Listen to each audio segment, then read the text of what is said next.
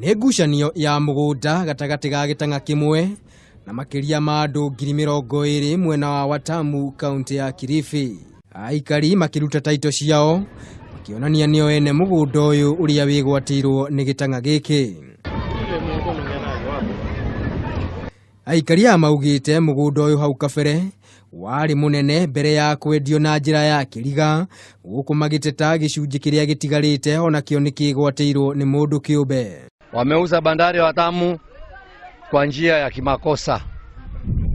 Hata saa hii vijana wetu hawana mahali ya kucheza mpira. Hao watu ikiwezekana, hata mkitaka majina tunaweza kuwapa kwa siri majina yao.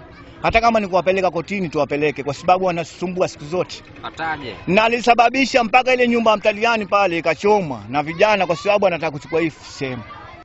Aikari rĩu moritie thirikari ĩingĩrĩre ũhoro ũyũ na gũtigĩrĩra mũgũnda ũyũ nĩ wacokerio mũingĩ. Naomba serikali itushughulikie hii bandari ije kwenye mikono ya watu wa Watamu. Iondoke kwenye mikono ya waliouziwa Wataliani, kwa sababu sasa hapa mpaka maji ya bahari yameuziwa Wataliani na mali si yao, mali ni yetu.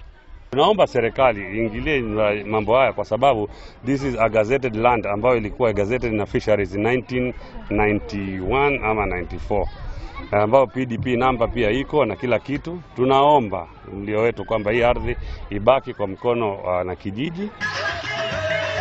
No na gũkĩrĩ ũguo, aikari nĩ macakaĩte gĩko gĩa kũrutũrũrwo mũgũnda-inĩ ũyũ nĩ maabitha a borithi na gũtharĩrio ibanda iria makĩte, gũkũ magĩkũa nĩ gĩtang'a kĩu kĩanyitanĩire na maabitha acio kũmanyamaria. Handũ-inĩ ha Kameme TV, rĩtwa rĩakwa nĩ Maina wa Mwangi.